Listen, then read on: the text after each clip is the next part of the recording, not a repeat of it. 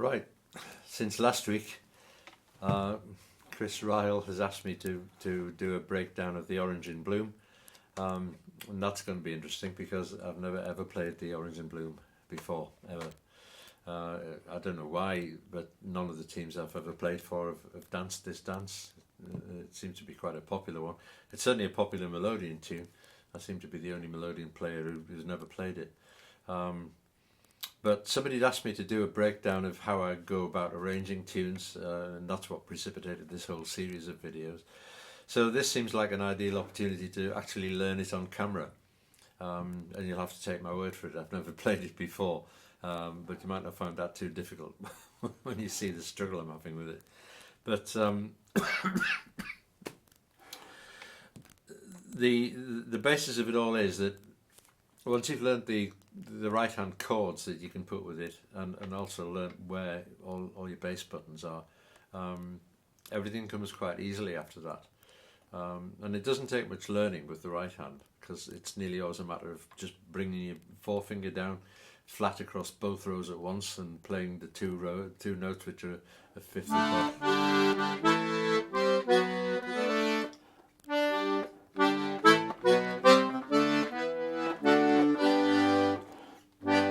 So you can add to those two note four-finger chords with the other three fingers you've got doing nothing, including playing the melody, of course. And then your bass end, you've got, as I say, you've got everything you want on there. It's just a matter of learning where everything is. Yeah.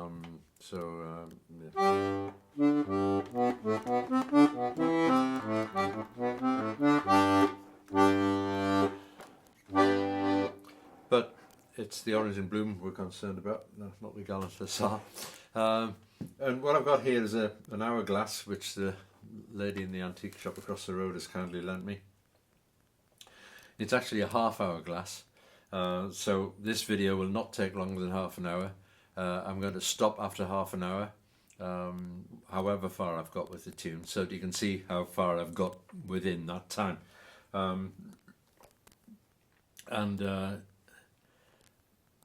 hoping that this actually works. It might be a silly thing to do, but if it doesn't, I won't show you the video. Anyway, there it is, half an hour. I've got half an hour to learn the Orange in Bloom. So, of course, I'm not learning the box on in front of the camera. I'm only learning the tune, but I've got the tune in my head. Fortunately, I seem to be blessed with a good memory for tunes, so I don't have to mess around with the sheet music. I've got to make a decision about which key to play it in, but for some reason D is my default key these days, so I'll try it in D. And then if there's time, I might try it in G as well, and see which is the better of the two. Here we go. I crossed rows there straight away because I know I'm going to have to put a G chord in there.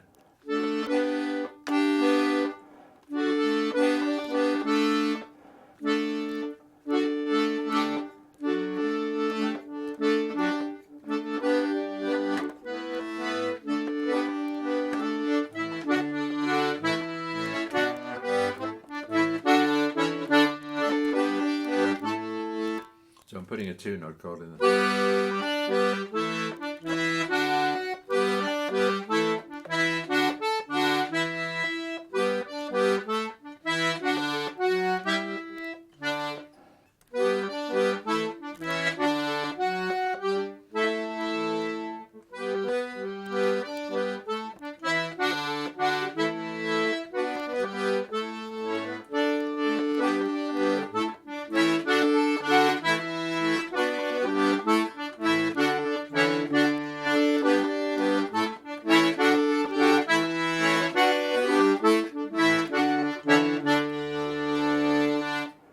So I'll start with the left hand, only putting chords in, and then bring the basses in later. It just adds a bit of colour to the tune, I think.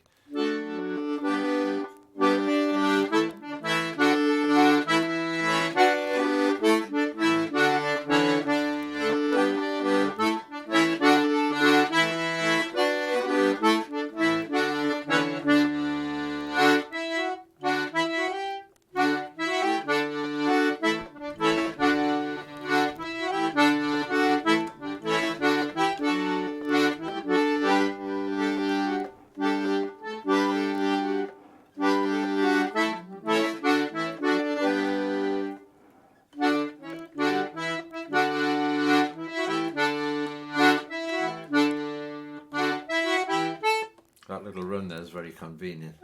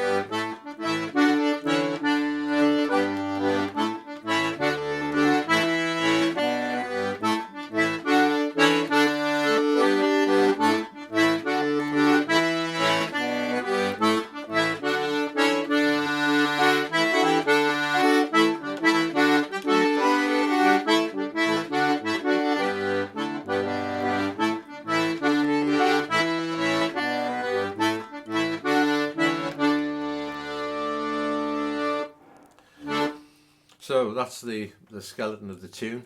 I might play that for a dance team, and if a dance team does it, of course, it does it week after week after week, and you end up playing it hundreds of times. And as you play it, you get bored with it and start finding more interesting things to do with it. But because I've learned to play by a system of chords, the whole lot comes much easier and much quicker than it used to when I was learning just a single note at a time. I was groping, wondering where all the notes were on the button board. But my hand, because the chords are now in my muscle memory, or the shapes of the chords are now in my muscle memory. I know where the individual melody notes are in the chords, and the whole lot is a lot easier than you think. If you don't believe me, you'll just have to try it and see. And of course, it isn't easy straight away. You've got to spend a little bit of time practicing it, but you'd be surprised how little, probably, or I hope anyway. So that was it in D. Right, I've got I've probably got about 20 minutes left at least on that glass. So I could play that for hours and not make any difference to it, and then suddenly an idea will come into my head about how I might improve it. But for now, I'll try learning it in G to see what options that gives me with chords.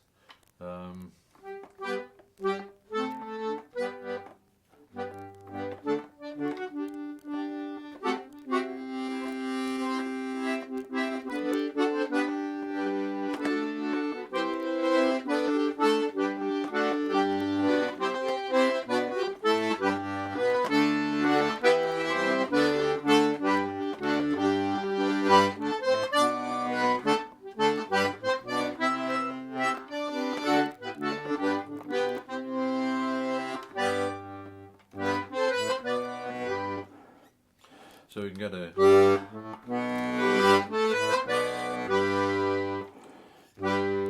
sort of following bass.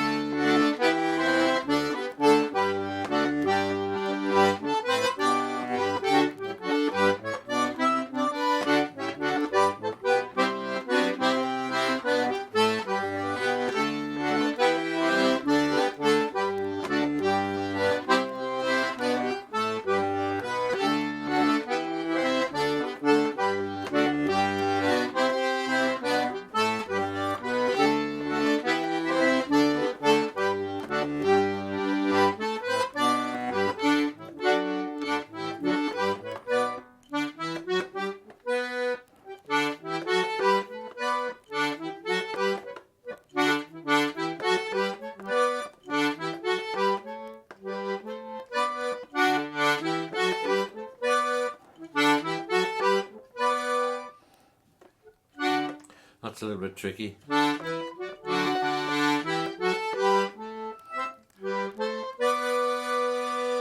saying it's tricky, it's just something I'm not used to. It's not really tricky. Your fingers are,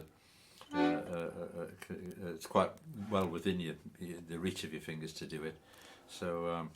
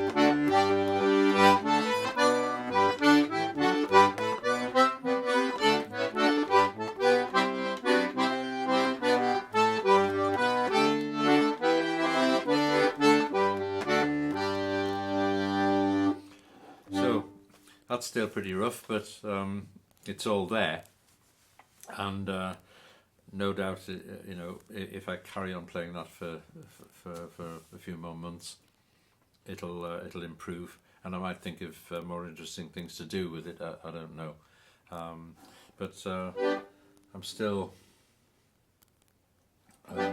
less than half a glass down, so that hasn't taken too long, so I hope you're not too bored with that one.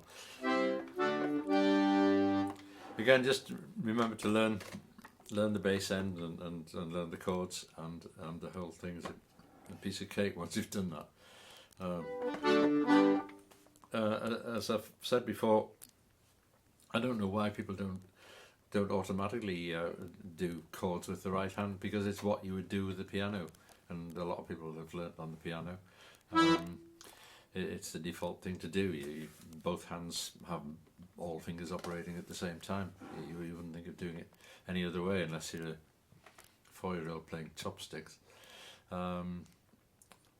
So yeah, give it a go. It makes my life much more fun, and I hope more pleasant to listen to as well. So I'll leave you with that for now, and we'll see you soon. Okay, bye. Thanks for watching.